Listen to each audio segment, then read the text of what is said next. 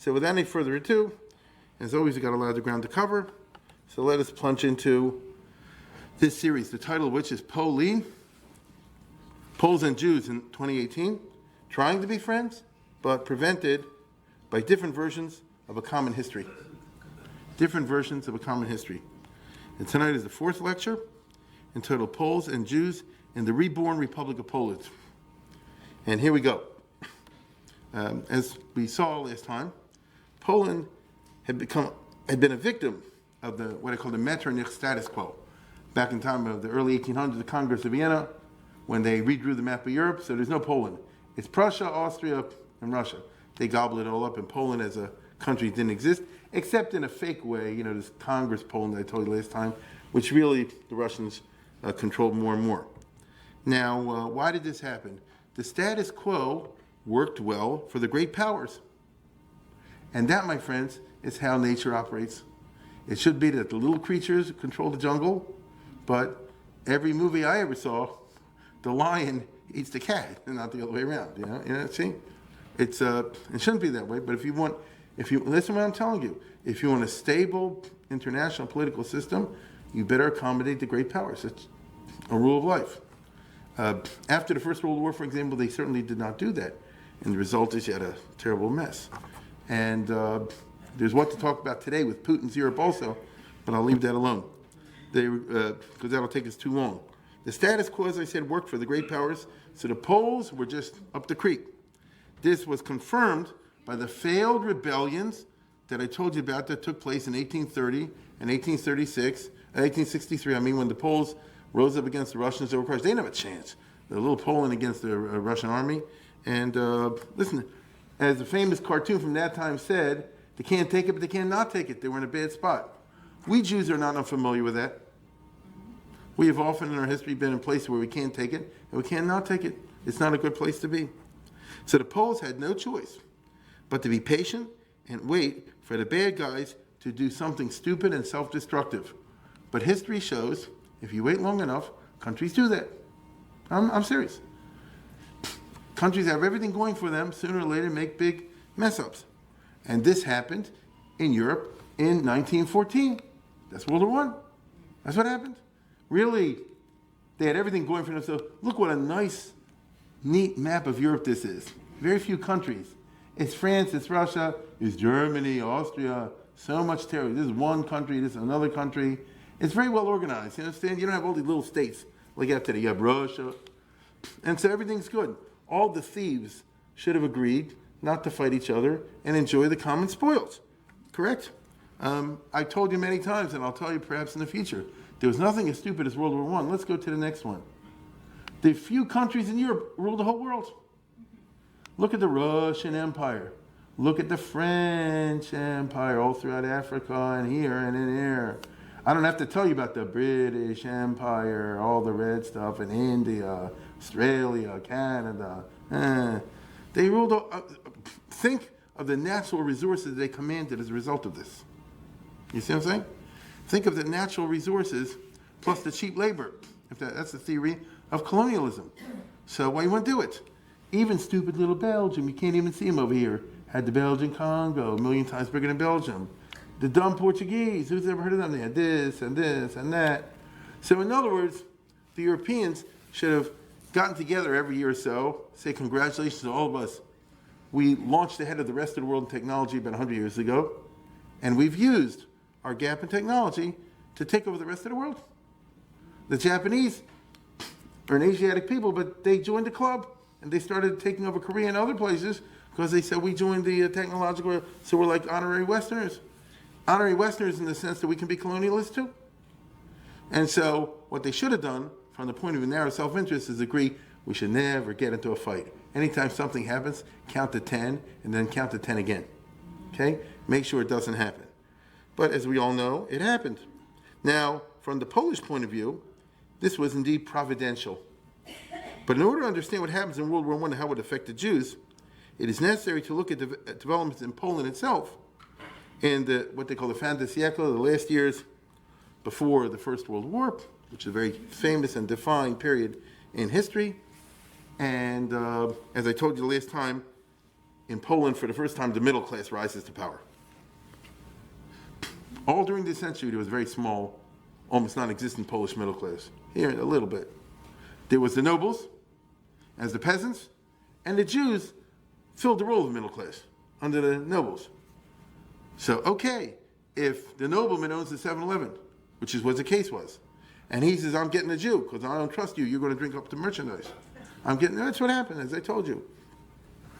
So the peasant has nothing to say on the subject. But if now you have the rise of the middle class, their peasants are free, why can't I open a 7-Eleven? How come the Jew has the thing, right? Why can't I compete against him? And not only that, what's he doing there in the first place? He's not Polish. You see? You're in the way. Now, two important developments develop in parallel in Poland during this time, led by two very different persons. From our perspective, one guy was the Yetzer Tov and the other was the Yetzer Hara. This is the Yetzer Tov, this is the Yetzer Hara. One was Joseph Pilsudski, and the Yetzer Hara was Roman Domovsky. I know they're not household names in America today, except if you live in the Polish neighborhood, but they were once upon a time. They were world famous. Each of these guys was a Polish patriot, but each developed a different vision of a future Poland. Now, Joseph Pilsudski was a nobleman, came from that class. He came from the Szlachta that we talked about last time, Lithuania. Remember that movie I showed you with the Jewish guys playing in the bar and all the rest of it? That was Lithuania. Once upon a time, Lithuania had become Polish in terms of everybody but the peasantry. The upper class, who were Lithuanians, had Polonized, like everyone you saw in that movie, and like the poet itself, Mickiewicz. I told you he was a Novardiker, but he's Polish, as he regards himself. And I'll say it again, only the peasants spoke the Lithuanian dialect, and when Lithuania becomes a country in 1918, 1920, they have to kind of reinvent the language and write the grammar brand new, you see? So it's Polonized. The point is that Pilsudski comes from such a family. By the time he grew up, the nobility was finished, of course. He was born in the 1860s. And he had no illusions about restoring the nobles to power. I mean, that's not going to happen anymore. Go back to the old days. Actually, he went to a Russian school, Russian gymnasium in Vilna. He's a very famous person. But he did envision, growing up, a restoration of the old kingdom of Poland that you and I visited before, but on a thoroughly modern basis. No magnate, nobleman mishigas, no liberum veto where everything is, unanimous, no domination of the non-Poles by the Poles, no serfdom, none of the old junk. I want a new, modern, improved version of what we had before, because the idea, basically, in his opinion, was a good idea. It just had some faults. So what you have to do is polish the diamond, and then you're back in business. Instead, thank you very much, he wanted a genuinely democratic, modern United States of Eastern Europe. He was a liberal. I'll tell you even more. He was a socialist. He was atheist. It's most unusual coming from his background. He wanted a country that would be, by definition, multicultural and pluralistic, but whose combined and united power and resources would enable them to fend off Russia and Germany. See, he was a thinker, okay? Imagine, I'm telling you what Pilsudski wanted, not that it happened. He says, suppose we can reconstitute a country that includes, one country includes Poland and Ukraine and Belarus and Lithuania and Latvia and Estonia like in the old days, but on a free federated basis. Everybody will agree. United States of Eastern Europe. Look at this. This will help us against our two mortal enemies. Germany, who wants to stick it to us from one side, and Russia, who's always the enemy from the other side, from the German wolf and the Russian bear. By combining our forces, we get a big and powerful and rich country. What's wrong with that vision, okay? That's how he articulated it. In other words, he looked to the old kingdom of Poland as a model, but obviously a model that needed to be updated and improved. Now here's where I'm coming from. In this kind of a model, there is room for the Jews. They're one of the groups in Poland, in the new United States of Eastern Europe, United States of Poland. You got your Ukrainians, there's room for them. You got your Lithuanians, there's room for them. You got your Belarusians and this one and that one, and the Jews. After all, as I told you before, he comes from that movie. He comes from that background. The Jews have always been part of the furniture. You understand? The middle class, that'll work itself out like it does in the U.S. You understand? Let it play itself out normally. But you don't have to bother the Jews. They're not a threat to us. They don't want their own country or anything like that. So leave them alone. So, as I said before, he likes that Pantadius thing, that movie I showed, that famous vision. There's room for Yankel's Tavern, if I can use that expression. The Jews will simply be one of the races, in his vision, of the United States of Poland. Now, notice I said the United States of Poland. He assumes the Poles will be the leading race in such a country, but they won't hurt any of the other groups. Because he can't help it, the guy's Polish, and they're naturally, come on. Everybody knows the Ukrainians are a bunch of hicks, the Lithuanians are a bunch of illiterates. We'll help them. You get it? By his standard, that's liberal, and it is. But he can't help saying, look, the Poles have had a long culture for this, and Lithuanians don't even have a language. That kind of talk. Not surprisingly, the Ukrainians, Lithuanians, and others might have different ideas, and they did, as we shall see. But Pilsudski would retort that geography and the Russian threat created an organic necessity to unite under Polish leadership. Would you rather be under Stalin? Would you rather be under the Tsar? It is what it is. A small country like Lithuania will always be taken over by somebody, unless we unite together. Like Benjamin Franklin used to say, we'll hang together or hang separately. This is the argument. How can the Lithuanians be the leading group in the United States of Eastern Europe? This is where he comes from. See, you can't help shed your native, pride. So that's the Yetzer Tov. And now I'm going to switch and tell you about the Yetzer Hara. Elsewhere in Poland, same time, another very important figure emerged. His name was Roman Domovsky. He came from a middle-class background, and he accordingly developed a Polish nationalism that didn't look back to the old kingdom of Poland as a positive time, because back in the old kingdom of Poland, the nobles ruled everything, and the middle class didn't exist almost. Their powers and their money was always taken by the nobles. He doesn't want that. Okay? He looks at it as a negative time. The Polish-Lithuanian Commonwealth of old was all wrong, as he sees it. The stupid Szlachta and the magnates messed up the Polish people, whose brains and heart we always know are in the middle class. There's a famous set of arguments that Jabotinsky and the others adopted, which is, and we do in America also, which is it's all about the middle class, correct? Everybody wants to be, even the rich people say they're in the middle class, and the poor people pretend or aspire to be in middle class. You very few. It's interesting, you don't find people. Nobody runs for office and say, "I'm a member of the upper class." You get it? Maybe Trump, maybe, but most people say, "I'm in the middle class." Now, in the old Poland, no one ever had a time if it was in the middle class. One of the ways, he says, that the nobles and the magnates in the old days messed over Poland, there were many ways. One of the ways, they brought in the Jews. What did they do that for? See what I'm saying? They were so selfish, then rather than give a Polish guy a chance to run a bar, rather than give a Polish guy a chance to be an agent and sell the lumber and all the rest of it, they brought a Jew. How disgusting. He's not one of us. He has a different religion, actually a disgusting religion from the Catholic point of view. They dress funny, they look funny, all the rest of it. And the nobles were so unbelievably selfish. So the old Poland was bad.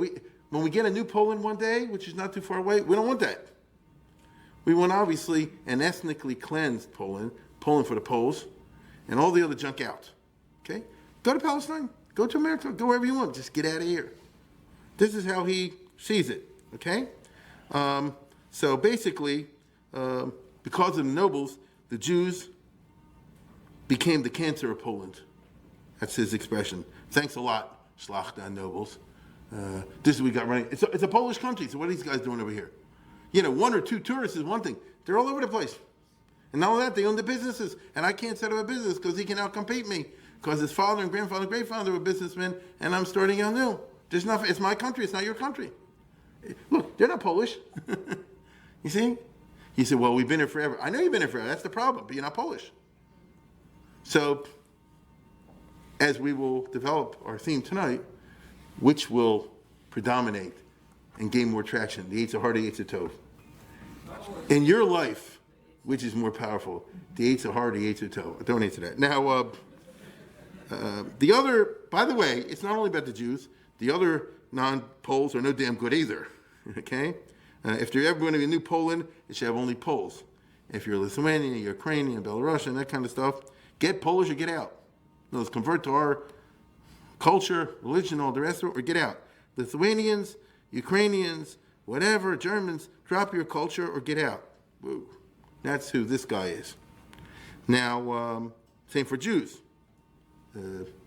If you drop your culture and completely convert to our way and switch over, become Polish in every way, we'll let you in. And that's a chesed. I'm not Hitler. See? That's a chesed. Willing to take you in, but you've got to be completely willing to totally reinvent yourselves. I'm offering you an option. And Domovsky was an eloquent speaker and a writer.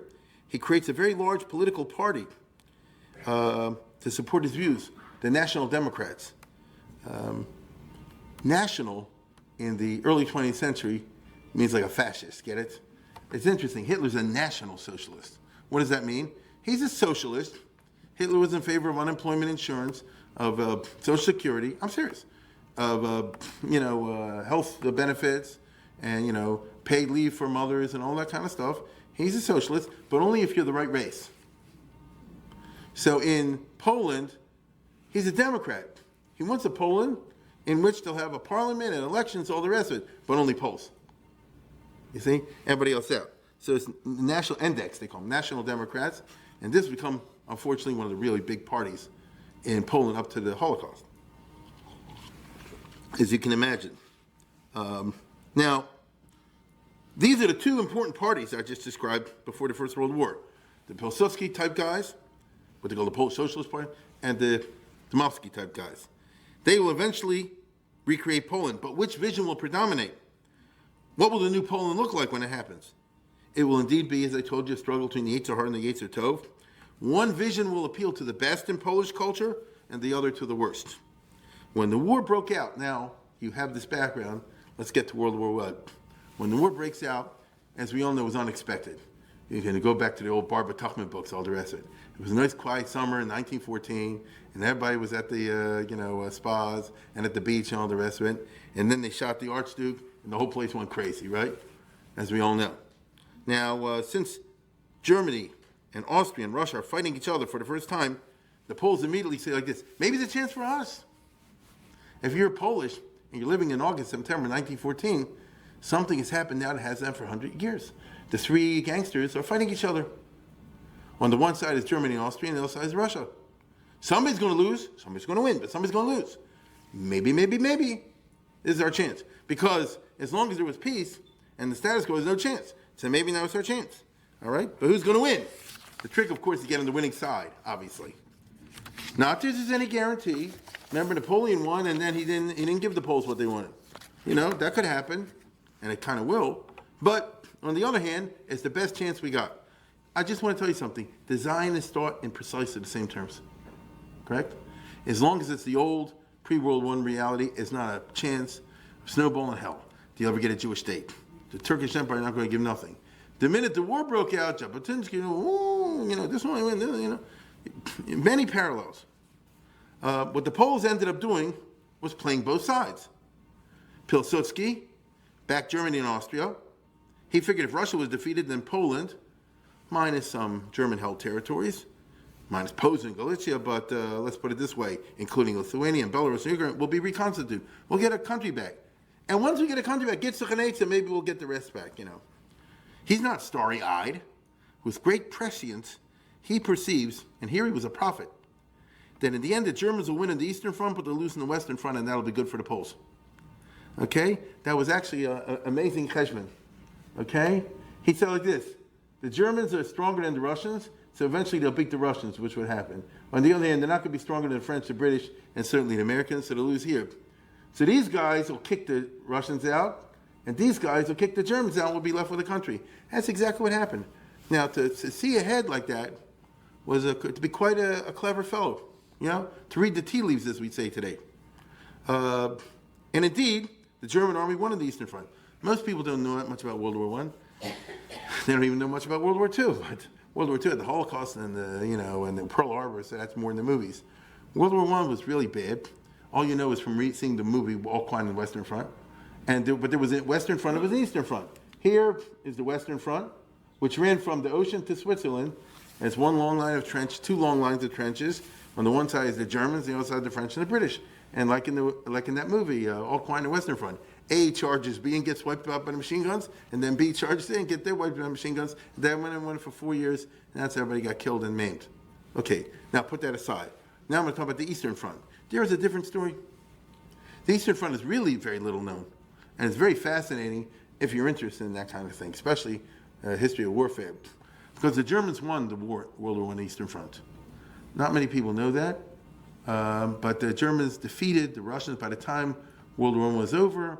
By the time you get to the beginning of 1918, the Russians had to sign what they called the Treaty of Brest-Litovsk, the Treaty of Brest, in which they gave everything away to Germany. By the time it's over, the Germans were able to annex or free the Russians, kick the Russians out of the old kingdom of Poland. All of Poland, all of Belarus, all of Ukraine, I promise you, all of Lithuania, Latvia, and Estonia. It was quite a victory. And the reason is because the Germans were very professional soldiers. The reason they lost in World War II, because Hitler kept interfering. And he was a corporal, so he didn't know what he was doing. Remember, he said, stand and fight and don't retreat. Sometimes you got to retreat. You understand? A real professional soldier knows. Sometimes you do this. It's like a doctor or a psychologist. They have a lot of different bag of tricks. If this particular therapy doesn't work, then they'll resort to another one. As opposed to another person who's not a professional, he knows only one therapy. So if the chicken soup didn't work, it's all over. You understand? So in World War II, Hitler constantly interfered with the generals, and he's the one who lost them the war.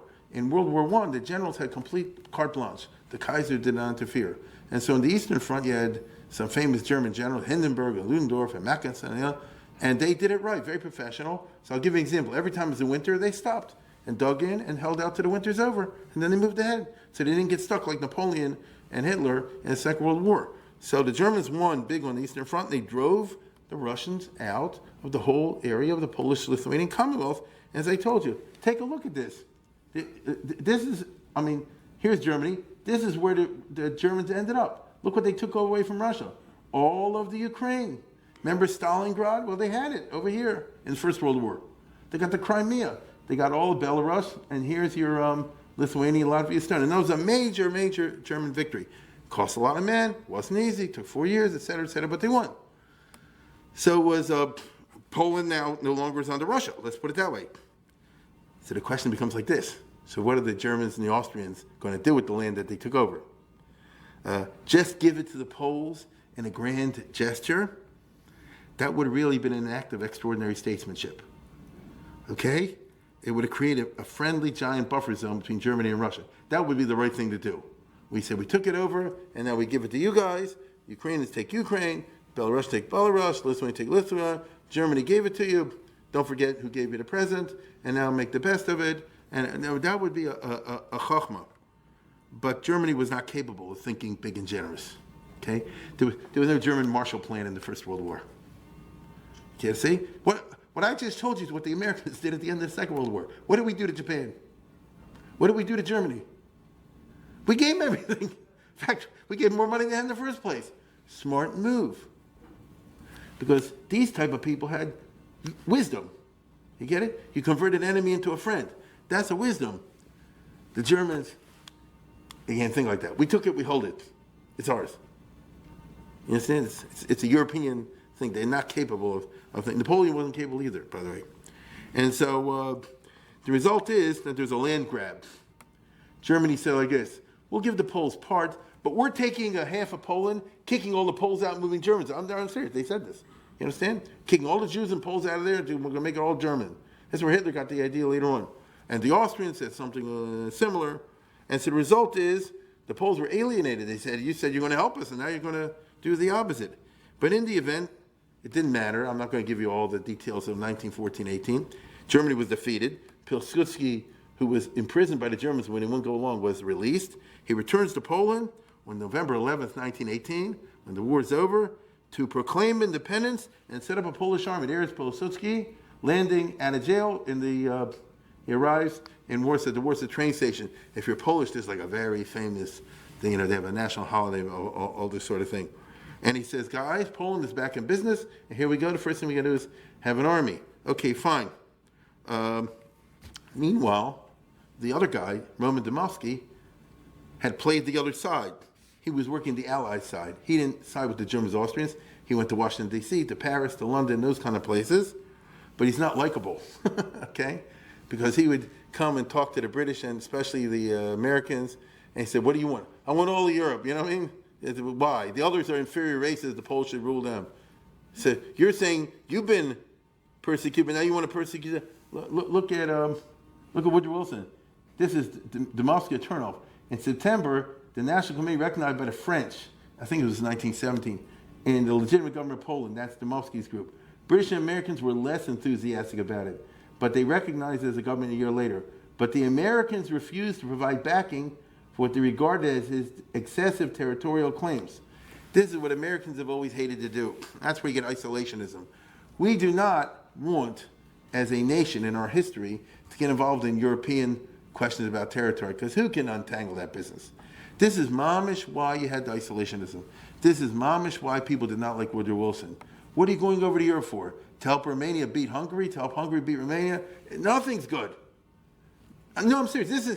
What I'm telling you is what George Washington said, and Thomas Jefferson and John Quincy Adams. They say Europe is such a mess, and they have quarrels that are going on forever. You know, it's like I tell you now, go try to fix Iraq. Didn't George W. Bush say, oh, we're going to fix Iraq? Now that we're a little wiser, you know, he said, how can you even think like that? Go fix Afghanistan. Are you going to put tribe A over tribe B and tribe, you know, it doesn't work. You just have to understand there's certain place in the world, and they hate us, you see? So anyway, look at this. Woodrow Wilson said, I saw Domovsky and Paderewski in Washington, and I asked him to define Poland. He presented me with a map which declared a large part of the earth. Okay? Which is exaggeration, but he's just trying to, because they'll say, oh, this used to be part of Poland once upon a time, and all the rest of it. So this is what's happening. If you're Polish, you know all this, like we know about American history or something like that. This is their national narrative. Now, the fact is, now it gets interesting, or maybe not, the Germans had pulled out because they were defeated by the Americans, the British, and the French. So you have a funny situation. There's a country or territory called Poland, but what happens now? Okay, Poland's a fact, but what are the borders? What are the boundaries of Poland? By this time, the Lithuanians say we want our state, and the Latvians say we want our state, and the Ukrainians and the Belarusians. Now Pilsudski said, no, that's not the plan. The plan is we should all unite together under Polish, like that. Let's constitute a new Commonwealth, a new improved version. Well, guess what? What do the others tell them? Lo Mitanolov, as they say, says, no, that's not what we want to do. And Pilsudski said, no, don't you understand? It'll be better for all of us. We don't see it that way. Maybe in 5-10 years we'll talk about it. Maybe meanwhile, just leave us alone. And he can hear his own Yitzhar got the better of him. He says, it can't be, because he was very smart. I told you, the person I'm talking about could play chess, and he saw the moves, and he did foresee, already in 1918, if we can't put it together, one day Hitler and Stalin will take it over. It's just a matter of logic. Meaning, Russia will pick up one against the other. We have to do this. But just because he saw it that way, couldn't make the others see it that way. The other Ukrainians saw it like this. Listen, we were shafted by the Poles for about 500 years. We had enough of that, thank you very much. We'd like to have our own country. And he's saying, no, don't you see? So it didn't work. And to complicate matters, Russia, after the Tsar was knocked out, was took over by Lenin and Trotsky, by the communists. Okay, now Bolsheviks. And what did the Bolsheviks do? They raised a giant Red Army. And what do they want to do with the Red Army? Take over everything. So it's like the Tsar coming back on steroids. You understand? And they take over everything. And Trotsky turned to be a genius. He had a huge army out of nothing, and they started conquering, destroying right and left. The result is a whole bunch of wars ensue. This is the part of World War II that nobody knows anything about. Although a book was recently written, I saw it in the library, somebody really spent a fat book talking about exactly this business. What happened, but you need a scorecard. No American's going to read this book. What happened when the Russians tried to take over Estonia, and then the Lithuanians got involved in the rear, and then the Poles got in here, and this and that and the other. It's unbelievably chaotic, and to pull apart the strings is almost impossible, except for somebody who eats and breathes this sort of thing. But that's what happened. This is why my father, for example, who was a young man at that time, ended up serving in 5 different armies, probably in 5 different weeks. Because here comes this one, and they draft you, and there comes that one. And I'm serious. This is called Eastern Europe, or this part of Eastern Europe, 1918 and 1922. That is what happened. And so, what's the result? You have a whole bunch of wars. To make it simple, there's 3 basic factors. Number one, the communists obviously would like to take over everything. Number two, Pilsudski would like to take over everything. Number three, each little state doesn't want to be taken over. They like to be independent. So those are the three variables, and everybody's fighting around that. Now that these countries are free, they make movies. And the Latvians, for example, I saw, just made some gigantic Gone with the Wind of their own about their epic in 1919 and how they fought off everybody to make a Latvia and all this kind of business in Riga, So it's extremely confusing. And all I can tell you is that Pilsudski, whatever his ideals, ended up alienating everybody, including Germany, because he said we want to take the part of Poland that Germany took before, right? And he committed Polish aggression, as you would say, and everybody ended up hating the Poles. So he may have been smart, but he wasn't that smart. You understand? He could have been smart, but he ended up alienating everybody, as we shall see. And in the middle of all these, so Poland's fighting Lithuania in nasty ways, and Latvia, and they're fighting Ukraine, and they're fighting Belarus, and they're fighting Russia. And in all this, in the middle comes a giant mortal threat to Poland, what they call the Russian-Polish War of 1920, when the Red Army made a big move to take over whole Poland and came to the 1 yard line, literally. What happened very briefly is Pilsudski launched the Polish army to take over the Ukraine because he said it's going to be part of Poland, and anyway, went on the Russians to have it. Then the Red Army launched a big counteroffensive which busted the Poles and chased them all the way back into Poland. The Red Army invades Poland, in central Poland, and heads for Warsaw.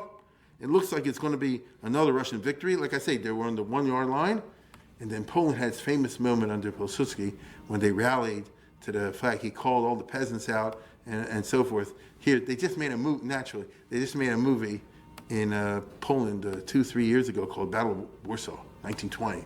And this is their great epic. And I only want to point out before I show it to you, we don't need the sound on it. What I'll show you very briefly is that the movie producer is a guy named Jerzy Hoffman, who's Jewish, totally super assimilated, but he's Jewish. And so he's very careful when he makes these Polish history movies to show you where the Jews were and all this. And you'll see that they all rally to the flag, all the Catholic Polish boys and girls. But the Hasidic Jews are digging the trenches, which is a true story. Meaning, here come the Russian army, they say, well, we need people to come out and dig over here and do the earthworks and all the rest of it.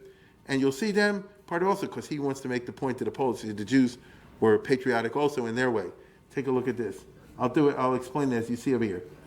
Pilsudski launched a national campaign in every church. The priests are saying, come join the army because it's the red threat. And the Russians are coming, and it's going to be terrible. And that's how you spread the word all across the Catholic country. And everybody should drop what they're doing and join the army. And it's a Catholic country, so everywhere is a church. And the peasant party send out people to speak. There's a thing called the peasant party. And they speak to all the peasants, and wherever they go, and they're reading this proclamation, come and join the fight. Very dramatic music, as you can see over here. And it's a mortal threat to all of us. And Poland is, facing victory or death. And in different places, they're all speakers, and the farmers come from all over the place. This really happened. The farmers come from all over the place, and the priests are giving them Misha Berach, as you see, because it's a Catholic country. And here the people, the workers are leaving the factories to join the army. This really happened. The factory, and here the Catholic youth groups are with the priests. Are getting in the what's the right word? Volunteering. And here the Hasidim digging the trenches. Look at that. Yeah, he's an assimilated Jew. So everyone has a Tal's cum, but the Tal's cums don't have tzitzis, I noticed. Okay, so he knows what he knows. But what's the point? They were up to the 1 yard line, meaning the Russian army got to the suburbs of Warsaw. It's like that. But here, at the last minute, Pilsudski, who turned out to be, he never went to school for military, turned out to be a military genius, and he saw that the two quarreling Soviet commanders, Tukhachevsky and Stalin, made a strategic error leaving a hole in their lines. I won't bore you with the details, but the way they organized themselves, they left a hole. And he counterattacked through that hole, and he busted the Russians and kicked them out of Poland, a gigantic victory. It's called the Miracle of the Viscio, the Miracle of Warsaw. And if you're Polish, it's like, I don't know, Valley Forge or something like that. See, it was the Russian general Tukhachevsky who had the right idea. Here was the other one, Stalin, who had the wrong idea. But if anybody ever said Stalin had the wrong idea, he got shot, so you know how to say that. And I'm serious. And anybody, by the way, he knew that he was right, and he waited 20 years and then killed him. That's it, because that's in the late 30s. It's a very famous thing. Marshal Tukhachevsky was the genius of the Red Army, but he was right and I was wrong, and he can never get over that. And they tortured him, broke his teeth, and they did all this kind of stuff. He wasn't a tzaddik, don't worry about it. None of these guys are nice. Yeah, you don't have to cry over him. What was the result of everything I just said? Joseph Pilsudski being the man of the hour, the greatest Pole in the history, or one of them. Okay? It's like another Sobieski, the greatest living Pole, which is good for the Jews. Do you see where I'm going with this? This is good for the Jews. Now, meanwhile, elsewhere, the diplomatic struggles were taking place at the Versailles Conference, because after the First World War was over, Woodrow Wilson and everybody got together to redraw the map of Europe again. It's 100 years since the Vienna. So all the different nationalities are saying, give us this, give us that, this is your chance for grab. May I point out, Chaim Weizmann was there making the case for the Balfour Declaration. Why not? Everybody else got a piece. We want something too. And he was successful, was he not? So here you have the Poles. And Domovsky and Paderewski was a famous pianist, concert pianist. So they made the case for Poland, okay? As you see there, he used to play all the concerts and then say, now give Poland more territory and whatever. In this dog-eat-dog atmosphere of the Versailles Conference, where everybody's trying to get the others, you can imagine, the French emerge as strong supporters of Poland, strictly for cynical raison d'etat. The French say like this: we don't like Russia, we don't like Germany. A strong Poland will help us against Russia and Germany. Meaning they don't care about Poland. That's who the French are. You just got to get over it. They have raised selfishness to the highest principle. And that's who they are today, and they always have been. They'll never change. Leopard cannot change their spots. Israel learned this big time, did they not? Okay? So whenever the French, just get over it. They, selfishness is what they live for. But anyway, Poland take whatever they can get. The British were disgusted by the aggressive new state. Lloyd George, the prime minister, and his expert on the Polish affair, Polish matters, was Louis Nemir. No, it's not. It's Lazar Namirowski. You understand? Louis Nemir was a Polish Jew who reinvented himself as an Oxford professor. Okay?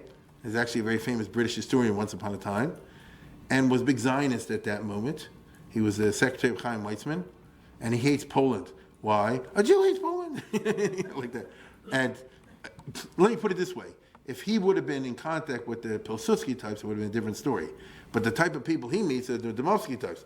Why do I want to help a bunch of anti-Semitic? Literally. You get it? That's who they are. And so the result is bad blood between England and Poland. And now, with these dramatic events taking place in 1920, we come to Polish anti-Semitism, that question. Pilsudski himself was okay, but you got a big army, and the army officers and a lot of the generals didn't like Jews. Now, what does it mean, not like Jews? If you tell me you don't like Jews, I don't care. If you do something about it, then I care. Then I care, all right? When they came to a town in these wars, and when did they not? The Russians took over this town, then the Poles kicked them out, then the Russians came back, then the Lithuanians came in, then this one came in, then the whites and the reds. So you're always being invaded, not invaded.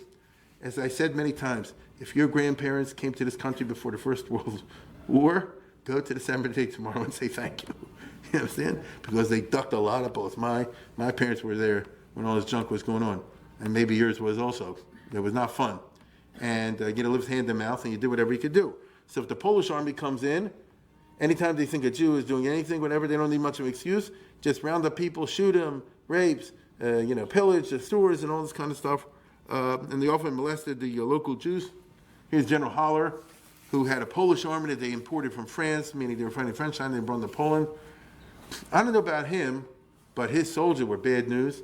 And I noticed because when I was growing up, my father used to talk about he lived in Minsk, and the Haller Chickas came in and made pogroms and all the rest, and the Jews shot back at them and all kind of stuff. So it is what it is.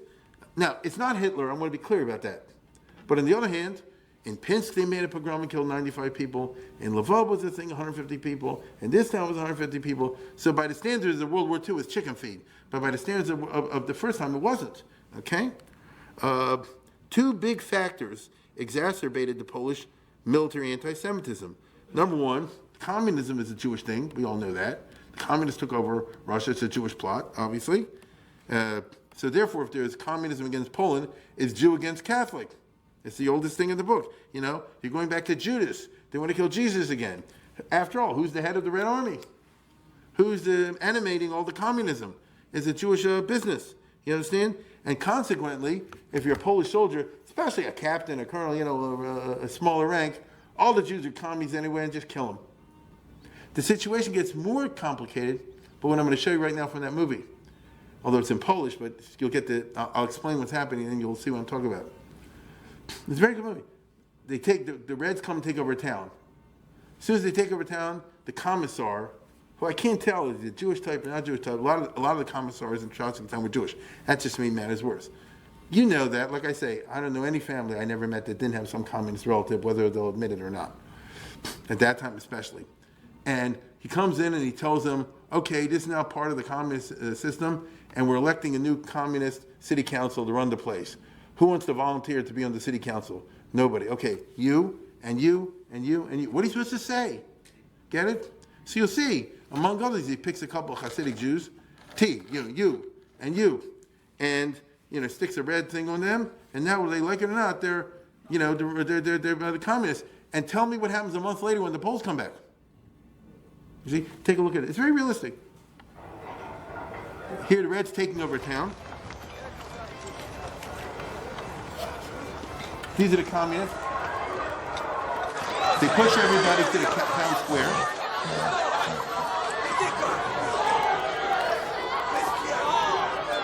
You see all the Hasidic Jews? With the tzitzis?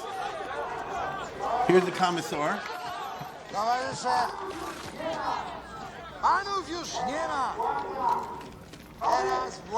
So you say now this is part of the communist system?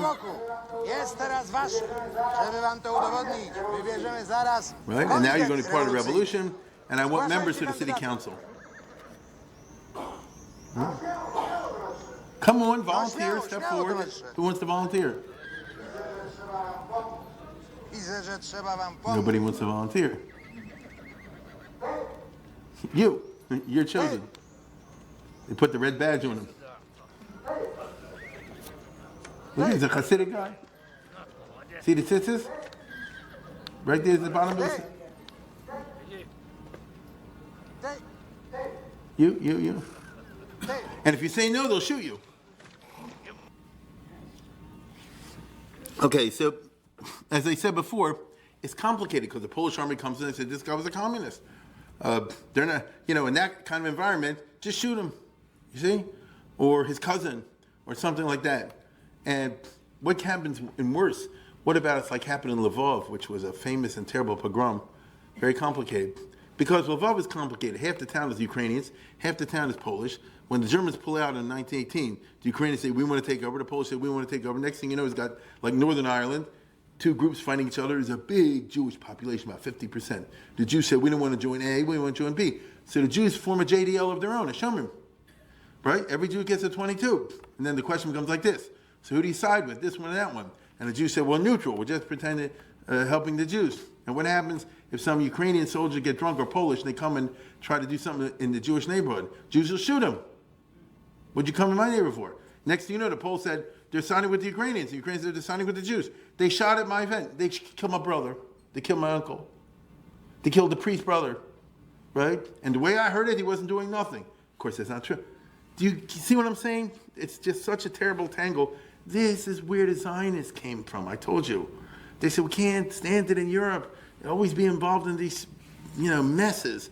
We have to have just our own territory, not to be involved by somebody else, because you can never get right. And here you have a perfect example of what I'm talking about in the aftermath of the First World War.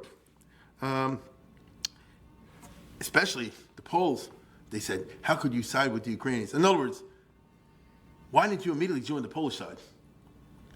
I'll tell you, this is the Polish Foreign Ministry used to put this out every time in the 1920s and 30s. The Jews, it's well known, betrayed Poland in Lvov in 1920. Jews said, what? You killed us. When the Germans pulled out, it was two armies that formed, Ukrainian and Polish. Why did the Jews side with the Polish?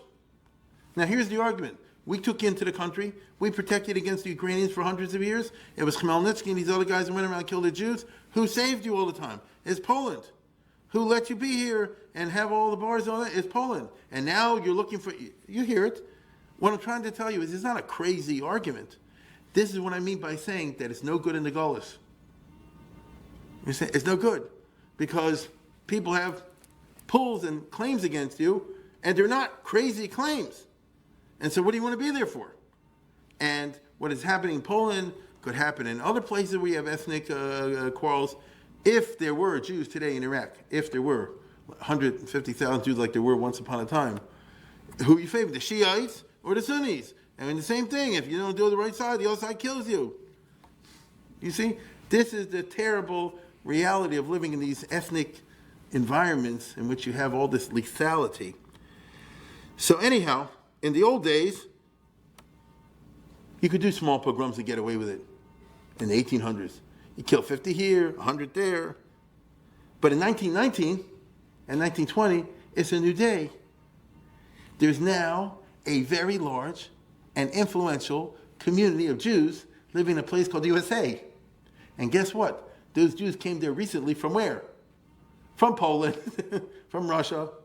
Notice the people who are reading about this in the paper in Baltimore and New York City and Boston and places like that, and Philadelphia, Chicago, are Polish even themselves or Lithuanians. So they read about this. It's my uncle who got killed, or somebody I know got killed, and the Polakian, you know, and says nothing has changed. And they're in a free country called America, so they can go and protest to the U.S. government. If it's 100 years ago, the Eastern European Jews don't exactly do that. What they do is they go to the Reformed Jews. Now, I'm serious. There's nothing wrong with this. And they say, you guys are educated. You do it. And they do. Okay? Because after all, Kol Yisrael Arim Zel Zeh. If we don't look out for each other, who's going to look out for us? Right? If I'm not my brother's keeper, then who is my brother's keeper? Right? Who's going to keep me? We have no choice. So American Jews, historically, have always, sometimes they did a better job, sometimes worse, but usually they look out for the others. Correct? When we heard about Soviet Jew, we didn't say what's happening over there. As we all know, in World War II, the American Jews did not do such a good job at that. And we're still feeling the guilt today. But usually, they did something about it. And so, let's put it this way. Everything I just described hurts the image of the new Poland, which is trying to get traction out there and support so that the world will recognize them and give them the territory that they want. And the Poles consider themselves totally righteous because that's who they are. And here, all of a sudden, they're reading international press, the Polakian, a bunch of Anti-Semitism, pogromists, they murder people, they kill babies. People like that don't deserve a country. And the Poles fly in the rage. They say, us, we helped the Jews for hundreds of years, and now they're stabbing us in the back. And it gets unbelievably complicated. And by the way, this drives the Domovsky guys crazy. And it's a perfect storm. Okay? Because it's, different narratives. It's not that different than the fights we're having today with the Poles. Right? That you read about in the press now with the Holocaust, all the rest of it. It's a very complicated business, and it's messy. They have a few points, we have points. They see it this way, we see it a different way. It's tangled. That's why I chose this topic. But it's very hard to get across in a few talks, but at least I want you to know the basics of it. It's not simple. Like everybody else in Europe, Poland is in the midst of 5 years of war and faces imminent starvation. I'll say it again. The whole Europe, at that time, 1919, was starving. There wasn't enough food because the armies destroyed the crops. There was the famous influenza epidemic. There were other malnutrition things going on. And just imagine if you live in that country like we see over here. Here comes the Russian army. Here comes the Polish army. Here comes this army. The food is gone. The house is destroyed. The economy's there. The farmers are shot. The fields are destroyed. The horses are stolen. The chickens are eaten. The pigs are killed. This is called 1914 to 1922. That's what happens in these kind of business, like Gone with the Wind. Remember Gone with the Wind? This is all destroyed. Once upon a time it was nice, and it was all. This is what happened over and over again. And so the whole world, including Poland, depends on one man. In 1919, that's Herbert Hoover. Okay, I told you last week or the other day, Herbert Hoover organized all the food for Belgium in a crazy way. It's an unbelievable feat. And when World War I started, when the United States got involved in World War I. The first thing Woodrow Wilson did when America went into war, he said to Herbert Hoover, come to America, I'm putting you in charge of the food. Okay? Because you have the ability to organize everything. And he did. And Hoover, organized the U.S. and Canada, are the only countries that had the food. And they have to allot it to all the other countries. And which means you have to set up transportation systems and distribution systems. And according to nutritionists, it's an incredible story, right? And he did it. Even Russia, Lenin had to go begging to Hoover because they were starving and dying by the millions. And Hoover said, only if I control it. Lenin said, no, we control it. Then he said, I'm not coming. So Lenin had no choice but to give in very unwillingly. And he saved millions and millions of people and babies and all the rest of it. So America had all the food. That's where I'm going. America had all the food. And so you have to go over. Hoover was a big anti-communist. I say again, anti-communist. And therefore, he's like this, I want Poland to be Matzliach.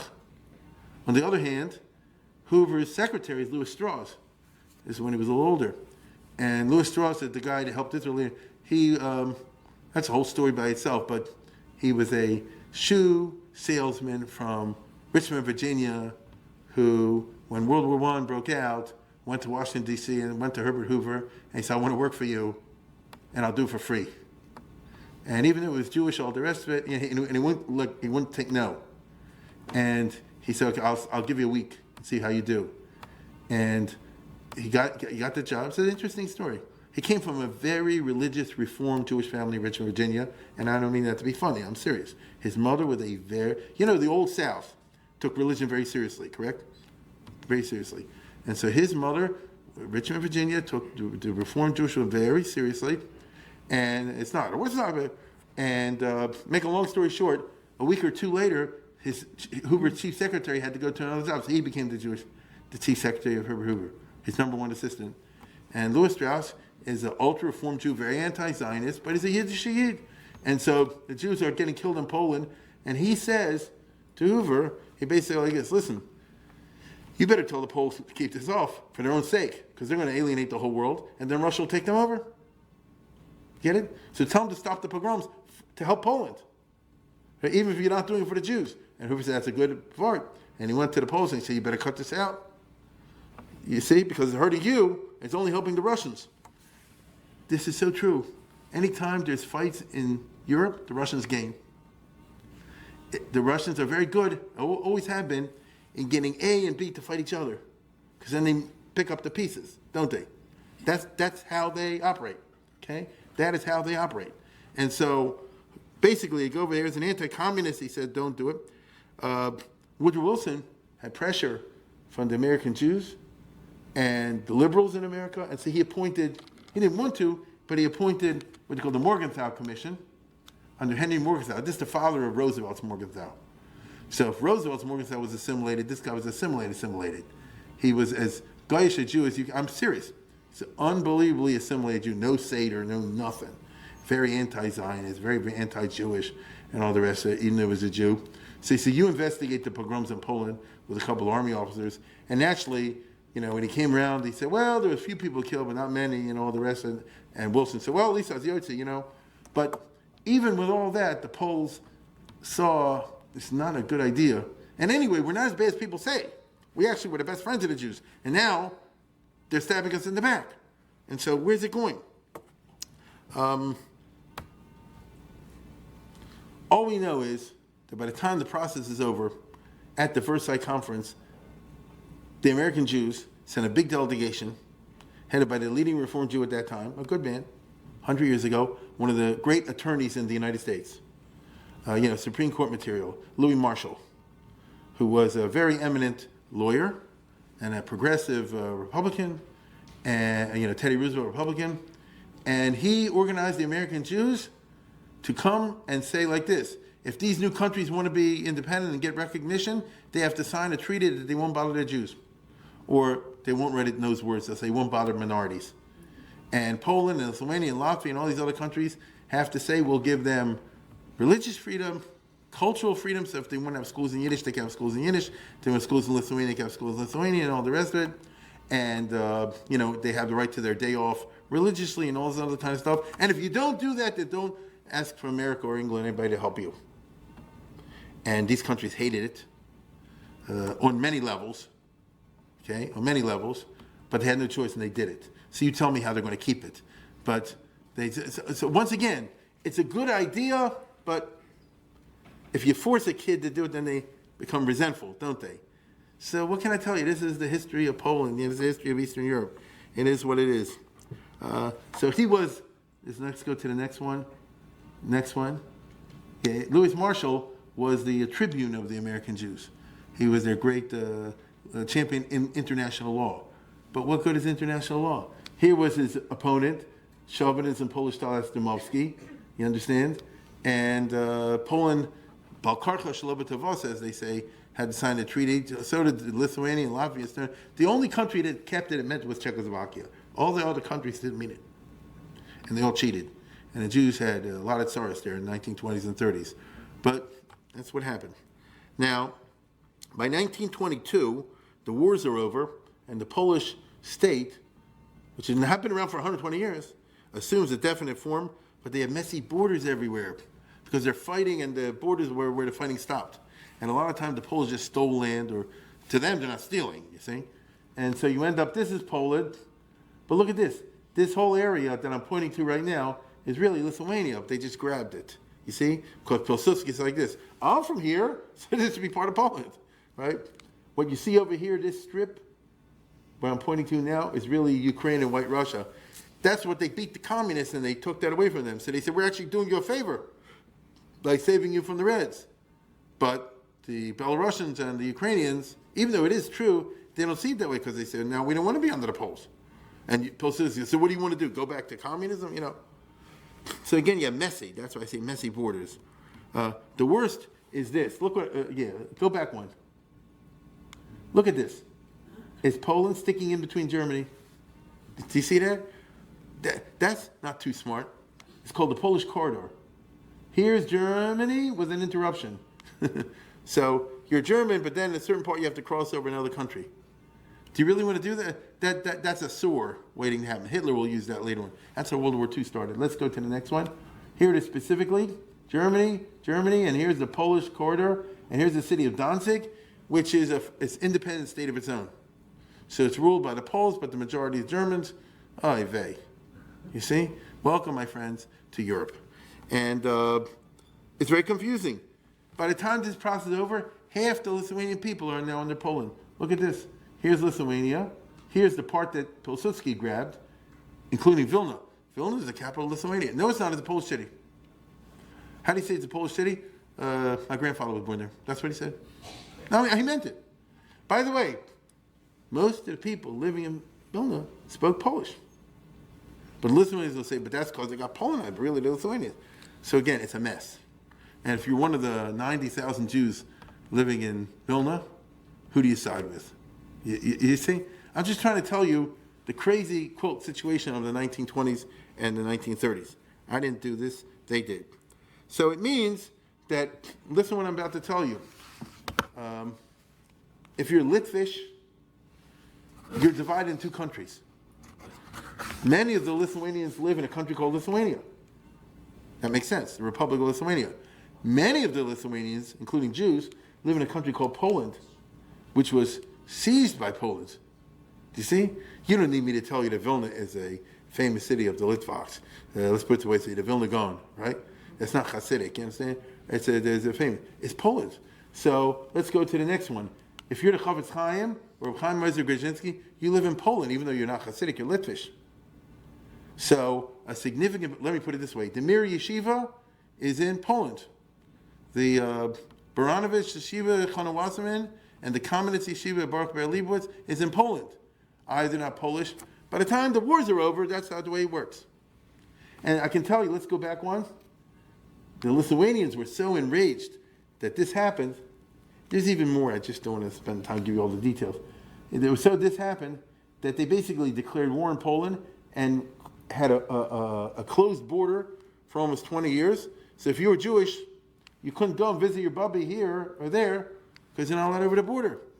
Rabbi Ruderman, there's a very famous story from the Arizona when he lived in the Republic of Lithuania here in Slobodka, which is in Kaunas. If he wanted to see the Chavetz Chaim, it was over here, he had to go through Germany and do it that way. You can't go straight. You see? And that was the legacy, unfortunately, that was left over here. So you got a lot of resentful minorities. You have a big country called Poland with a lot of people who don't want to be there or don't want the Poles there.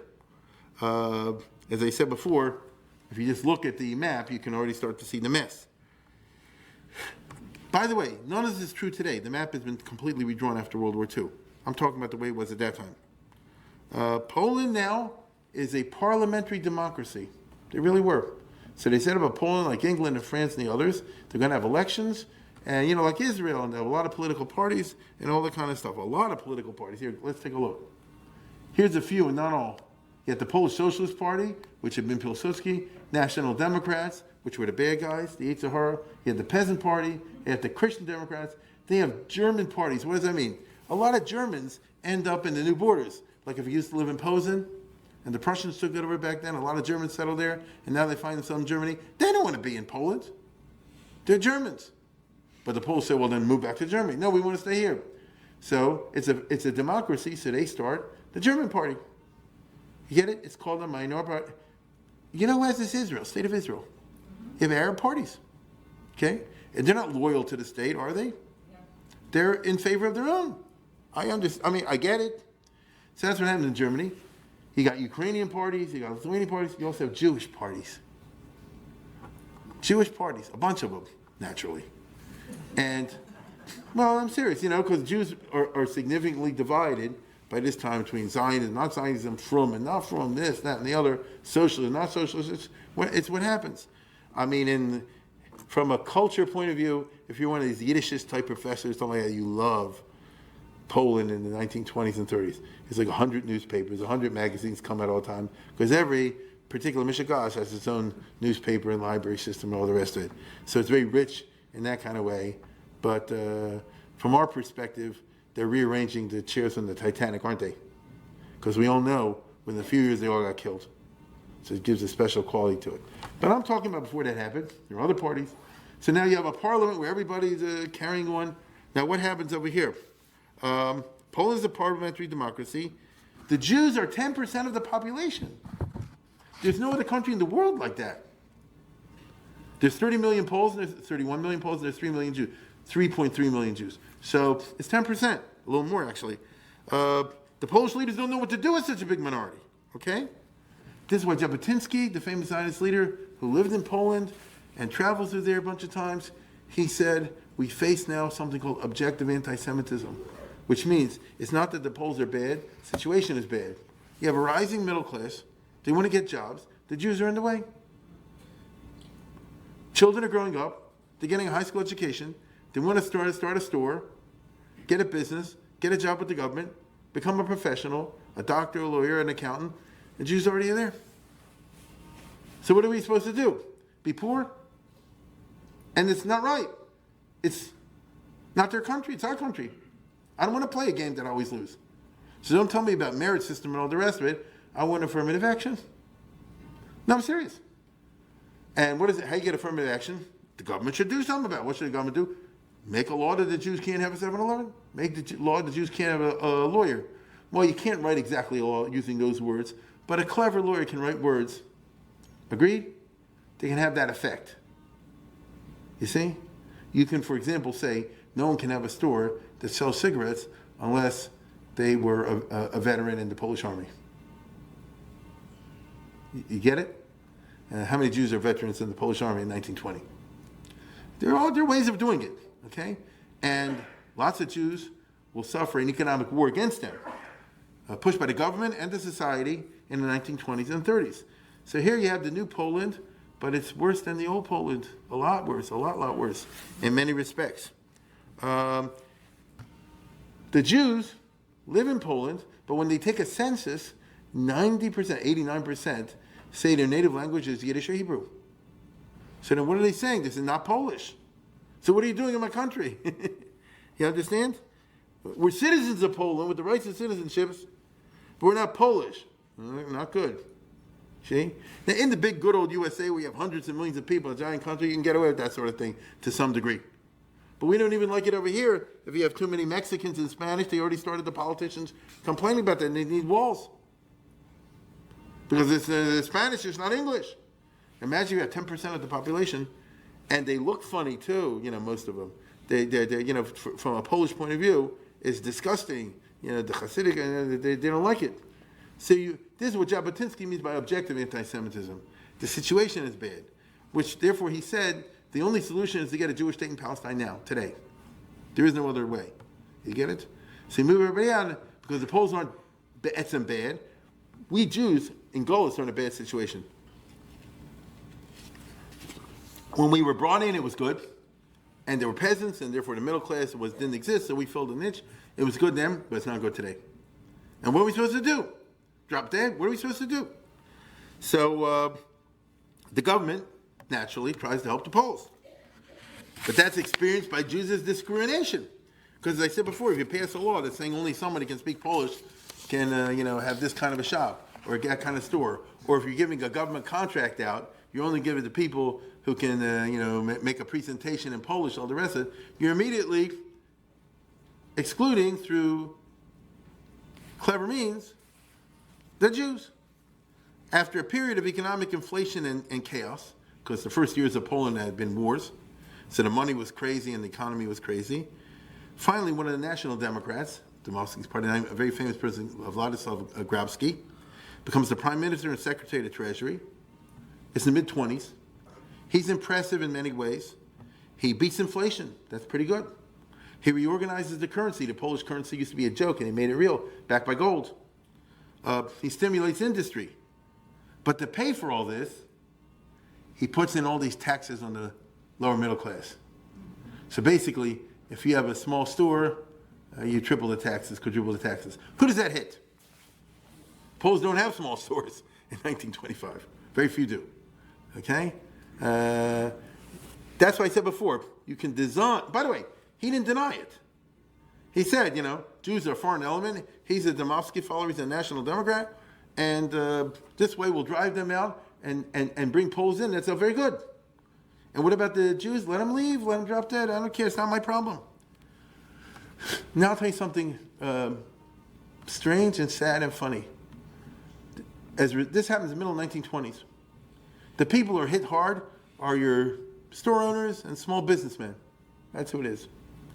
Your store owners and small businessmen. 35,000 pick up and move to Israel. It's called the Fourth Aliyah. In fact, in Zionist literature, it's called the Grabski Aliyah, because of this guy. They all go to Tel Aviv and place like that. Why do they go to Tel Aviv? They're not kibbutzniks. They're not going to Palestine to found a collective farm and sweat in the orchards, making growing oranges and things like that. So the Zionists don't like them. Chaim Weizmann doesn't like them. He makes a famous speech where he says, go back. We don't want to bring Nalevsky Street to Tel Aviv, God forbid. Nalevsky Street is like Orchard Street, Hester Street, We don't want this. This is the opposite. What an idiot. These 35,000 are actually very good material. The Zionist movement at that time, the dominant force, was the Socialist Zionists. What you call labor Zionists, the Golda Meir types. They're disgusting. They only want people to come if they fit the right profile, the Gucci Aliyah, as I call it. You have to be young, you have to be healthy, you have to be willing to work in a kibbutz or a moshav, you have to be willing possibly in Jewish industrial works to be a proletariat, you have to be muscular and all the rest of it. The enemy is the bourgeoisie and the middle class. That's the stupidest thing they ever heard. Why do I say that? These are 35,000 people. First of all, they made Tel Aviv, number one. Because Tel Aviv was small and then 35,000 people showed up. Second of all, your low and middle class are your entrepreneurs. They're the people who take risks and put their own backs into it. They start small and they end up with Macy's. Some don't. Some spend their whole life having a push cart. But some do, correct? And then they end up with large enterprises and employ thousands of other people. And that's the only way countries grow in a normal cycle. And that's what Israel has eventually had to do after 40 years under the Labor Party. By the time in the 1990s, Israel had gone this route. What we call today startup nation. So here are people who are, like I said before, taking the trouble to move to Tel Aviv in all the hot weather, bringing a few bucks with them, wanting to start a store of some kind or another. What's your problem? No, they're going to be middle-class Zionists. They won't be members of the Labor Zionist Party, member of the General Zionist Party. They're going to want laws that'll favor the capitalism and, basically what we call today Republicans. Oh, God forbid. You understand? God forbid. And they're strongly discouraged coming. This is so disgusting because if they hadn't had that business, another 35 and another 35 and another 35 would have walked in the 1920s before the Arabs had any trouble. And the reason I'm saying this is because in the old system under the 1920s and 30s, if you had $5,000, you can get in just on that. It's called the capitalist clause, because the British were capitalists. So if you $5,000 that time was more than $5,000 today, but still it's not $1 million. So the type of people I'm talking about could scrape together $5,000. It's I'm moving to Palestine. And what's wrong with living in Tel Aviv? I'm asking a serious question. What's wrong with living in Tel Aviv? You have to go and live out there. Listen, more power to the kibbutzim. I'm serious. No problem. More power to them. And the more the merrier. And they do wonderful work, all the rest of it. What's the problem living in Tel Aviv? They'll say like this. They say, well, you're not a Zionist. It's the same thing as living in Warsaw. So what's wrong? You're right. It's the same thing living in Warsaw. But I'm living in Israel. What's the problem with that? And here I'll speak Hebrew. And I'll live in my own country. I had a store there. I'll have a store here. What is the problem? So it's a great tragedy because at least 100, maybe 200,000-300,000 Jews could have been saved from the Holocaust that way. But it didn't happen. So this is what they call the Grabsky Aliyah. Anyway, don't get me started. Now, so I don't blame the Albaums, Chaim, related to Chaim Weitzman and all that, but he really screwed up big time. And so the question for the Polish Jews is, what's the direction? Where's it going? Now, the Jews naturally have basically 4 sets of parties. I didn't say 4 parties, 4 sets of parties, because it's Jewish. They have the Socialists, the Bundists. These are the Yiddish-speaking type. They're atheists, and they believe that they're absolutely part of Poland, and Poland has to undergo a socialist transformation and all the rest of it. You have the Zionist parties. I'll give you an example. The Mizrahi, the Labor Zionists, the General Zionists, this, that, and the other. They have the Haredi parties, basically what we call the Aguda. You understand? And they have something called the Volkspartei, which is just Jewish. You understand? We're normal, just Jewish. We want to defend Jewish interests. Look at this. Here's a typical day. These are all members of the Senate and the House of Representatives in Poland. This guy's obviously in the Aguda, right? Agreed? Okay. Here's the enemy of the religious, Yitzhak Greenbaum, we'll talk about in a second. And here are these other guys. This guy is, I can't tell what he is. The point, no, I'm serious. It was a very interesting situation. But I forget who that was. Was that Rabbi Trockenheim, maybe? I don't know if they could speak Polish even. But they got elected, So it wasn't a pretty scene, but it was what it was. Now, here's one way of going. Because the Jews faced the challenge of how to work out of Jewish politics. It's basically a machlokes, which is interesting down to the present time. The leader of the Zionists was Yitzhak Greenbaum, and he said like this. The Poles are a bunch of anti-Semitism. We have to advocate for Jewish and minority rights. I'll say it again, Jewish and minority rights in the Polish Sejm. The same way Hanan Zewebi argues in the Israeli Knesset for the Arab rights. Okay? Same way. And so the laws on Poles wrote are in such a way favoring them that any party that doesn't get such and such a number of votes won't get a seat. So I'm going to go to the Germans, to the Ukrainians, to the Slovenians, and all the other groups, the Belarusians, and so let's join one party called the Minorities Party. And that way we'll go, collectively speaking, we'll get votes and we'll divvy up the seats. And it worked. The Minorities Party got the second highest number of seats in the Polish parliament, the same. Now you tell me how it made the Poles feel. Well, let's put it this way. How would you feel if the Arab Party joined together, which they did in the last election? Now they have 10. And they were successful and became the second largest party in the Knesset. The Jews would be up in arms. You see? So that's what happened over here. Okay? As a result, the Haredim are very uncomfortable with this because they didn't like the hatred that it brings in its way from the Poles. It just made things worse. They said it's better to, how should I put it, be a Stadland, lobby behind the scenes, show the Poles that we're loyal friends of theirs. We appreciate what they did for us. That's what they did in Hungary. Okay? In Hungary, whenever they took a census, all the Jews, even the Satmar said, our language is Hungarian, our thing is Hungarian, and now if we need some help for Shabbos, you can talk to the guy, like a lobbyist does. But in Poland, Greenbaum and the others like this, Don't be, a ghetto Jew or something. Demand your rights like a man. Okay? Here, take a look at this. Here's from the Knesset Gadol. This guy's a senator in Poland. Right? I forget his name. No, it's not. He said, no, this isn't. No, he was actually a millionaire. I forget, he's a Hasidic guy. He was a millionaire businessman. That's why he became a senator. But if that's your Senate, how does Domovsky feel when this guy gets up to make a motion? I'm just trying to show you what life was like. These are Hasidic rabbis and all the rest. All right, that's enough.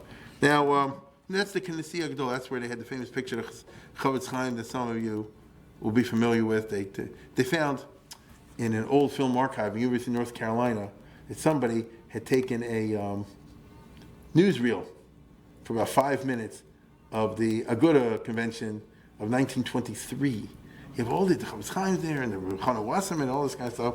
And it was lying there for years, and only recently did somebody take it out and it went viral. But you see, who are these guys with the beards? Some of them are congressmen and senators in Poland. He said, that's a senator? If your constituency all Hasidim, don't be surprised.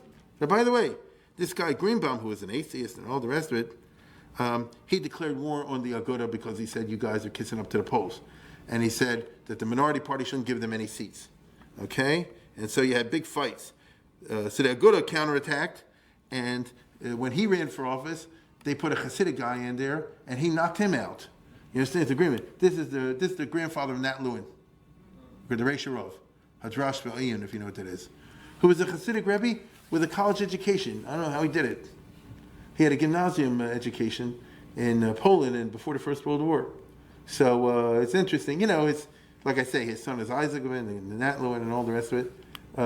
So he knocked out the Zionist candidate. So there was a lot of Jewish politics, you'll be shocked to hear, going on in Poland among the Jews.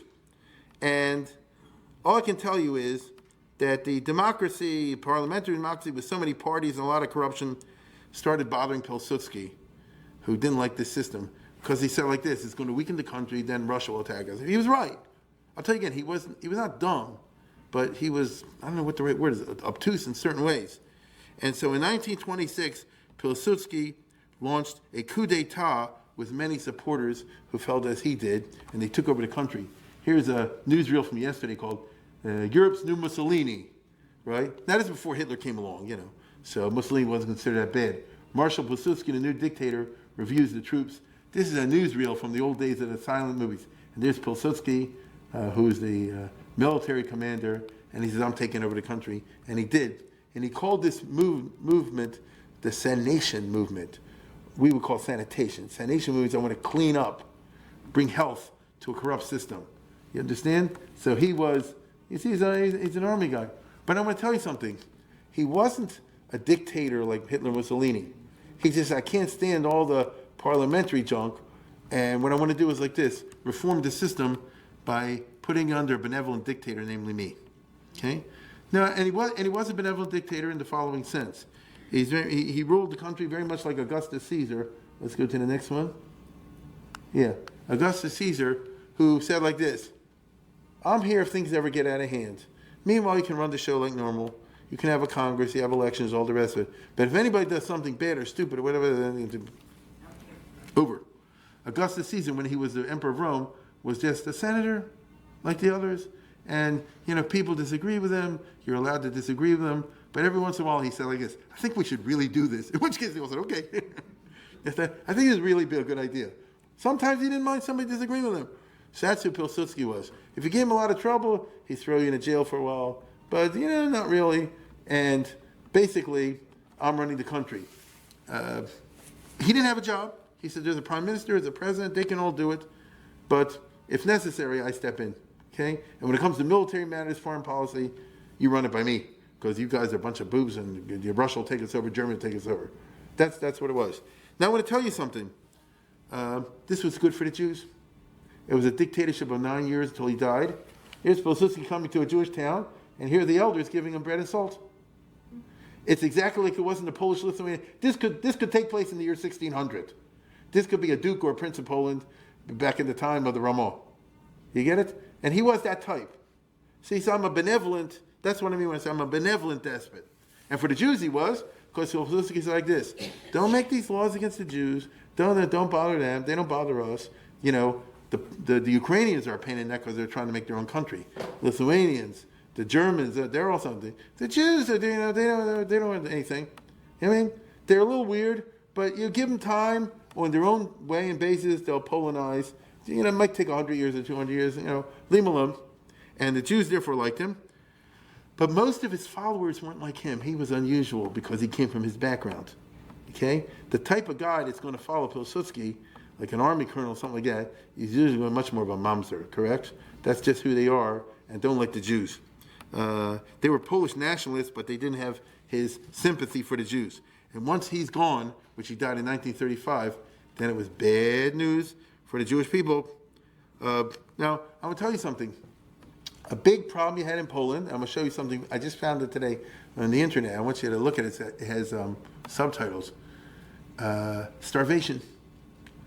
Because of these government acts and other things, because of disruption of the borders, the economy for the Jews was really wrecked. Now, some people were able to make a go of it. Like I told you, some people could be millionaires even in the 1920s and 30s. They could. But a lot of people, what we call the Jewish middle class, was really ruined by all the junk I'm talking about over here. And it was starvation. And I think I've told you before, the American Jews had a free soup kitchen in every Jewish town in Poland. And I mean, that's what we had for breakfast, that's what we had for lunch, and that's what, you heard of the Joint. That's what the Joint did, the Joint Distribution Committee, correct? That's not all they did, but that's the most important thing they did. And it was a good soup, you know, I mean, I'm not being funny when I say it, you know, they put stuff in it, you know, like your grandmother used to do. Because this is the whole food. You get it? And a lot of people didn't have it. Here I found today, they're interviewing a bunch of ex-yeshiva guys from the 20s and 30s. They were starving. Look at this. This is very interesting. Kleine Buchen, wo es klein bezech, in das sie gewinnen sehr Sachen poil, der Anis, die Urimkeit, und goyen gewinnen, also ein Schiffles Riech, ist gelegen in Butte mit Rushim, in Bestiblich, sind gewähnt Buchen, Mulayim, Gdishim mit Teure, gesitzen gelernt, 15, 80 Schuhe Tug, keiner hat sich gekickt auf sei, keiner hat sich nicht interessiert sein. In der Lubliner Ruhe das gesehen, wenn Ruhe in der Push steht, fahr Lublin. Hat gesehen, wie solche gewaltige Keuches gehen leibed.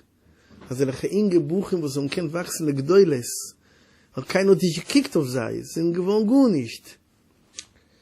In das hat ihm sehr weigetin, hat alle jungen Gesicht, wie so aufheim, in machen, als der Buchen, der größte Balle Geschreunes, soll wachsen etwas als spezielle Sache.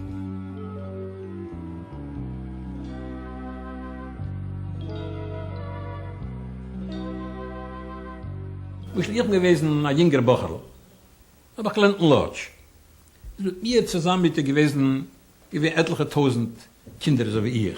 Ich bin dann gewesen über Mitzvah-Jahren, 12, 13 Jahre. Die kommen so wie ich auf tausende Bochermlach, von verschiedenen Städtlich. Wir können lernen. Aber zu essen hat man nicht gehabt. Jeder hat sich sichern, Raga, Umklapp, Mathieu, Barabalabouis, so geht messen, noch um sich zu schlafen.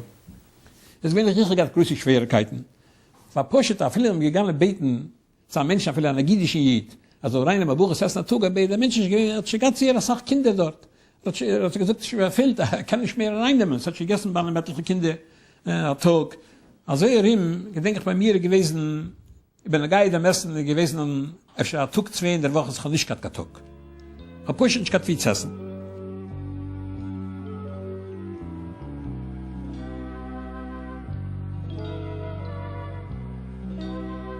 Alles habe ich gelernt. Ich besetzt nach dem Yeshiva habe ich gelernt, ja. Wir haben nicht gehabt zu essen, wir haben nicht gehabt zu schlafen. Wir kamen an Yeshiva, ausgemattete Jüngler, schwache Buchhandler. Aber es hat aufgekommen, essen Mittag.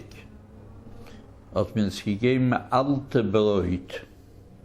Weil die Yeshiva hat nicht gehabt, kein Geld zu kaufen, Bräut. Und als sie geblieben, die Kleiden und die Geschäften, in der Stores geblieben Bräut, hat mir das gegeben ins alte Bräut. Aber dann, jeder hat das Schiss, ein Stückchen frische Bräut, das hat gekriegt, ein Mäuzke, weißt du, heißt das Mäuzke, hat gekriegt, Mäuzke heißt ein Mäuze, ein Pulsar, wie man das so, das hat gekriegt frische Bräut. Mäuze hat geheißen, denke so, aha. Wir hingebuchen, das hat es gewollt essen damals. Ich sage, Mäuze, noch ein Mäuzke geben, Mäuze, gib noch ein Mäuzke. Maar hingebuchen, ich habe gewollt essen. Wir wollten lernen, haben wir gewollt essen.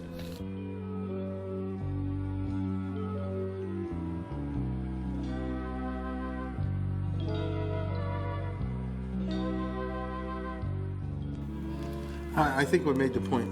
It was a starvation. People, most Americans. I mean, you know, we live, thank God, in a completely different environment, obviously, but they didn't. So the Jews were really badly affected by the economy. In the time of the Ramah, they had plenty to eat. In the time of the 1920s and 30s, they didn't know what to eat. Isn't that weird? You always think that the farther ahead you get in history, the better the living standards. Not in Eastern Europe, okay? Not in Eastern Europe. But on the other hand, you could practice Judaism. You know, Baron Kotler ran away from Russia to Poland. He used to be in Slutsk, the yeshiva, and then made it in Kletz. Elchanan Wasserman ran away over the border to Baranovich because they wanted to be in Poland. Ran away from Russia. Lubavitcher Rebbe, the old one, you know, Friedrich, ran away from, well, he kicked out of Soviet Union, went to Poland. He ended up near Warsaw, in Otvatsk. And place said, if Poland's such a bad place, why does everybody go there? It's bad in some respects, it's good in others. That's what I'm trying to get across. And at least you can be, you can practice your religion. And overall, many Jews in the 1920s and 30s actually were Polonizing. Okay, what's happening? More and more Yiddish out, Polish in. It's like America. People don't know this. By the 30s, a lot of times the parents spoke to the kid in Yiddish, kids answered back in Polish. More and more kids go to Polish schools. Even from schools in Poland will include Polish and secular studies, especially the Beis Yaakovs, but even not. What's happening with observance of mitzvahs as the 1920s and 30s goes on? Not great. Right? You can understand why. You can understand why. What happens if you do Polonize, if you become Polish? Janusz Korczak, who is famous, remember he went with the kids, he was Jewish, totally assimilated to Polish. He held important positions in Polish. He also suffered discrimination, but he had radio shows. He was able to be somebody. This guy, believe it or not, you never heard of him. He's like the Yehuda Halevi of Poland. He was one of the greatest poet in the 1920s and 30s, Julian Tovim, in Polish. He's totally assimilated. He didn't convert, but you could go that route if you wanted to. And you got better acceptance in the government and the society. There even was an entire Jewish culture, believe it or not, of Chachmas Yisrael, the Haskalah, Jewish history and Jewish culture studies in Polish language, where people did significant work like they do today. You have Jewish historians talking in English, right? I've heard of such things. So here you have Jewish in Polish. Meir Balaban and Scheiper and Moses Shor. These are not names that people know today, but they were very famous names once upon a time. And their books are in Polish, and they lecture in Polish. They had university degrees from Poland, and they were respected by the Poles because they are Jewish. That's true. You can't get away from that. But nevertheless, they're kind of normal, you see? The Jews among themselves had a culture camp. They're fighting like crazy over what's the right direction to go. And then comes the 1930s, which is the terrible decade for the Poles and for the Jews. For Poland, the foreign policy nightmare is starting to happen because Poland is, let's go, monkey in the middle, isn't it? Here's Germany, here's Russia. Sooner or later, Germany and Russia are going to team up sooner or later and stab Poland. Why not? Okay? And it already starting to happen already in the 1920s. People don't notice so much. At the Treaty of Apollo, the Russians and the Germans got together and they said, you've been hurt by the Versailles Treaty, we've been hurt by the Versailles Treaty, let's secretly cooperate in military affairs. And they did. All during the 20s and 30s, the Germans, who were not allowed by the Versailles Treaty to have an army, used to send their officers and conduct exercise in Soviet Union. Meanwhile, the Russians picked up a lot of chachma in military stuff that way. And who's going to be the first victim of a cooperation between Germany and I tell you again, Pilsudski was no dummy. He saw the way it's going, and the best proof of this is he knew France is not reliable, because that's who the France are. They're not reliable, okay? And be perfectly honest, that's why Pilsudski made the dictatorship, because he knew he can't rely on France. Watch this. In 1933, Hitler came to power. As soon as Hitler came to power, Pilsudski went to England and France. They said, let's attack Germany now before he gets a chance, because you're going to be sorry if you don't do this. I know it's going to happen, and right now he's weak because he's just starting. If France declares war on one side and Poland declares war on the other side, got two big armies, we'll go in, we'll knock Hitler out, and you'll see, you did yourself a chesed. The French backed off, the British backed off, 1930s, Chamberlain, Baldwin, all the rest of it, we want peace in our time. Didn't happen. He was 100% correct. Okay? He died in 1935, and then Poland had to seek some kind of friendship with Germany because they're scared of Russia. But then you have the problem of, what are you going to do about this? The fact that Poland breaks up Germany, Hitler, of all people, never going to be okay with that.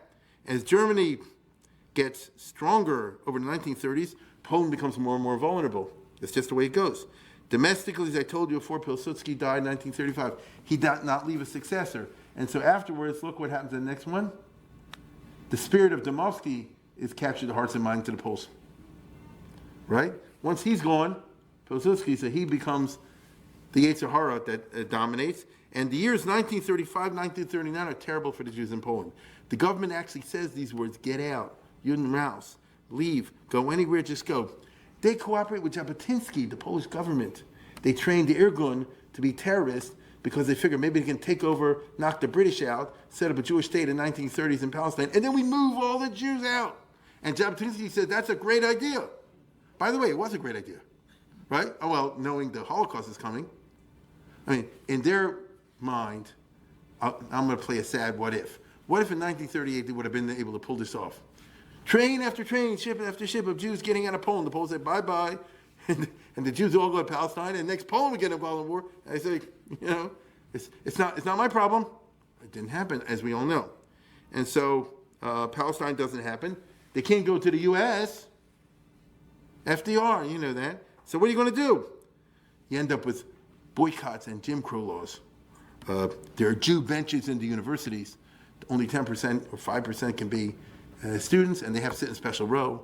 It's almost like, Menachem Begin grew up in this environment.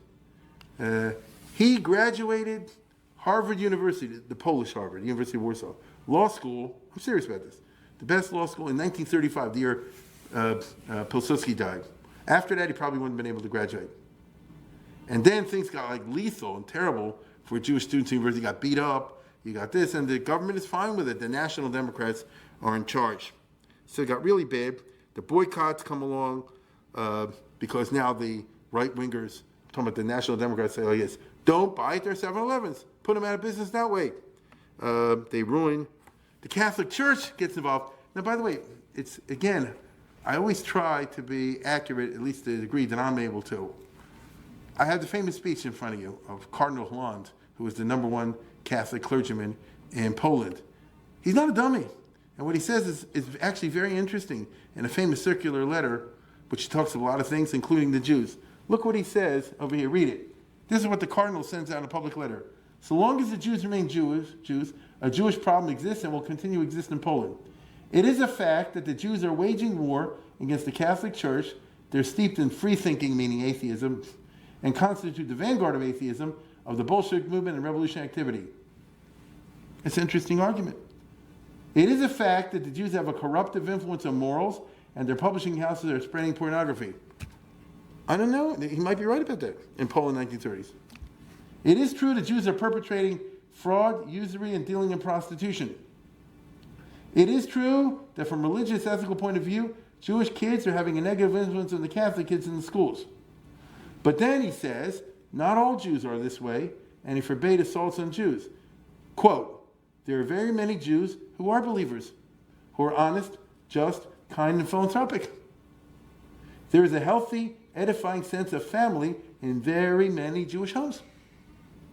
We know Jews, meaning I know Jews, he says, who are ethically outstanding, noble, and upright. No, it's not like these guys. One may love one's own nation more, but one may not hate anyone. So I want the Poles to be for Poland #1. But that doesn't mean you have to hate the Jews, okay? Just stay away from them. Not even Jews. You can't even hate Jews. It's forbidden to demolish a Jewish store, damage their merchandise, break windows, or throw things at their homes. Because Catholic teaching is, you can't do anything physical. That's an old church teaching. It is forbidden to assault, beat up, maim, or slander Jews, which was happening all the time. One should honor and love Jews as human beings, as neighbors. Keep going. But it's good to prefer your own kind when it comes to shopping. Well, I'm going to tell you something. It's not crazy what he's saying. Do you see? You understand? It's not crazy what he's saying. If you say like this, shop for your own, I mean, he's entitled to do that. It's just devastating for the Jews. To avoid Jewish stores and stay away from Jewish stalls in the marketplace, stay away from the harmful moral influence of Jews, keep away from their anti-Christian cultures, and especially the Jewish newspapers and demoralizing Jewish publications. From their point of view, it's, very negative. Sounds like a Republican. You see? Yeah. We Catholics do not honor the indescribable tragedy of the nation. Why do we Catholics not honor what he admits is the indescribable tragedy of the nation? They brought on themselves by rejecting Jesus. See, that's a Catholic teaching. Get it? Which was the guardian of the idea of Messiah, which was born the Savior. When divine mercy enlightens them to accept him as our Savior, will greet them in the Jew and Christian ranks with joy. I understand what it sounds like, but do you see my point? It's not simple. Okay? He wasn't simple. This is not Hitler. It's not simple. When the Holocaust comes, it's a mess. Because you hear multiple teachings. Somebody could latch on to the first paragraph and ignore the second. Somebody could latch on to the second paragraph and ignore the first. And that will happen. Question of how much it went and where, but that will happen. Okay? So it's actually, I regard it personally as a fascinating talk. Now, the hour is late, but I want to share very briefly two little movies with you. I call one the Titanic, because just before the war, it's 1939, with all the junk that I've been describing, and the boycotts and Jim Crow laws and the violence even that takes place. For most people in Jewish life, life goes on.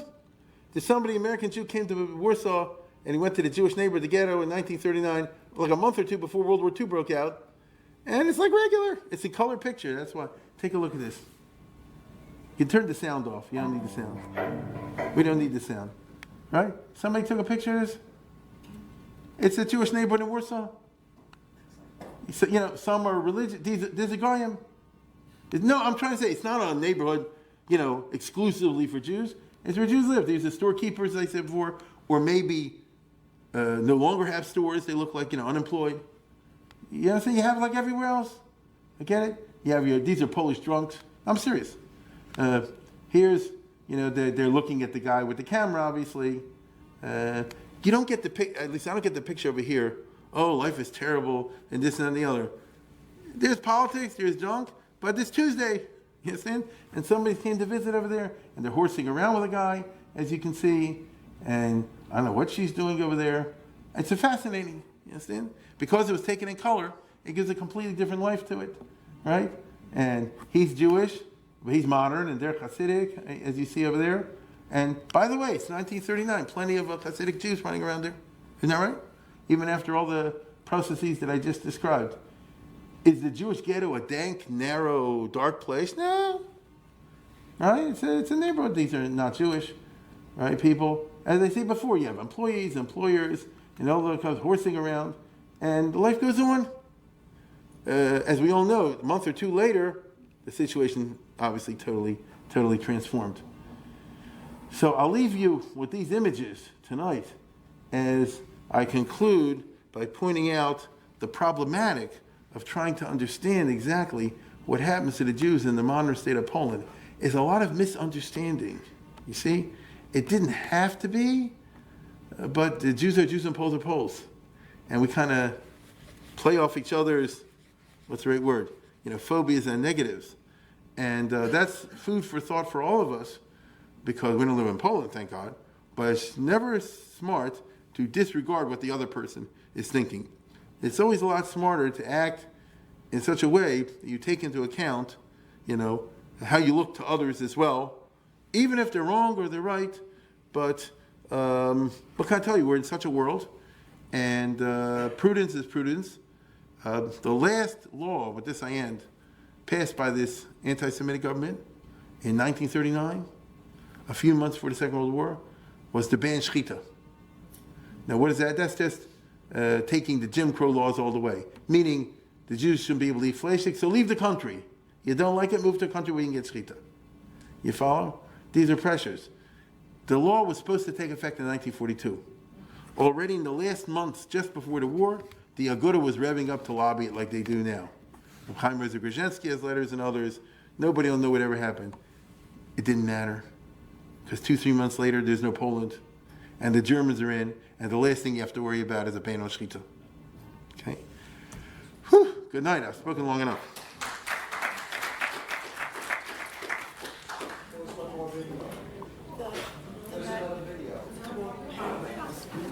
Well, it's late. Well, maybe we'll use it next time. I'm sorry? In that paragraph that says Yeah? the Poles should not buy from Jews. Yeah. Sounds sneaky. I know! Right now. Believe me, Jews should buy from yeah, I know. I get it.